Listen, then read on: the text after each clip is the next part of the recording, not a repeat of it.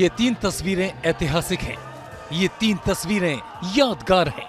इन 3 तस्वीरों से सियासत में सफलता का आध्यात्मिक कनेक्शन जुड़ा है। जरा इन 3 तारीखों पर गौर कीजिए। ये 3 तारीखें भारतीय लोकतंत्र में नया इतिहास बनने की भविष्यवाणी करने वाली थी। 3 अलग अलग साल जब नरेंद्र मोदी अंबाजी मंदिर में शीश झुकाने पहुंचे, मां को मनाने पहुंचे, सियासी लड़ाई में विजय श्री का आशीर्वाद मांगने पहुंचे। उम्मीद है कि आप समझ गए होंगे। फिर भी हम खास तारीखों पर अंबाजी धाम में पीएम मोदी की मौजूदगी का मकसद आपको बयां कर देते हैं। आज से तकरीबन 9 साल पहले 2013 में वो पहली तारीख थी जब मोदी गुजरात की राजनीति छोड़कर केंद्र की राजनीति में पदार्पण करने वाले थे। तब नरेंद्र मोदी लगातार तीसरी बार गुजरात के सीएम थे और केंद्र में 10 सालों से बैठी यूपीए सरकार को गुजरात से ही चुनौती दे रहे थे।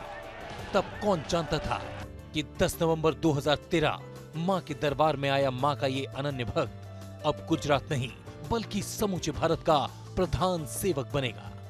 मां के दरबार में जाकर मोदी ने उनसे जो मांगा वो 2014 की लोकसभा चुनाव में मिला।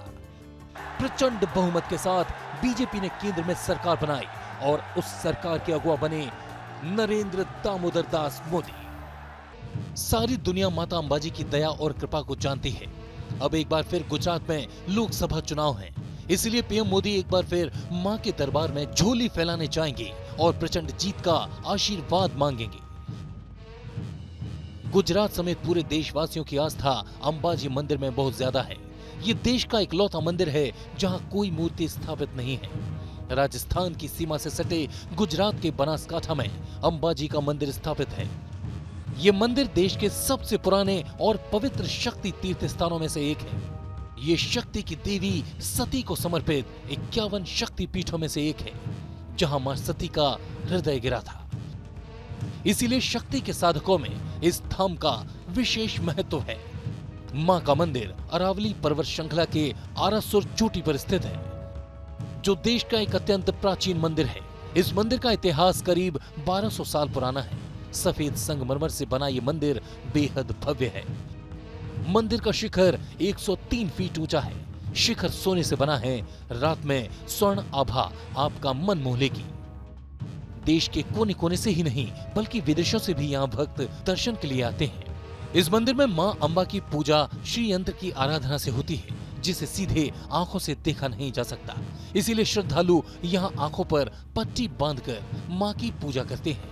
यहाँ के पुजारी इस श्री यंत्र का श्रृंगार इतना अद्भुत ढंग से करते हैं कि श्रद्धालुओं को लगता है कि साक्षात मां अंबा विराजमान है। इसके पास ही पवित्र अखंड ज्योति जलती रहती है, जिसके बारे में कहते हैं कि ये अखंड ज्योति है जो कभी नहीं बुझी।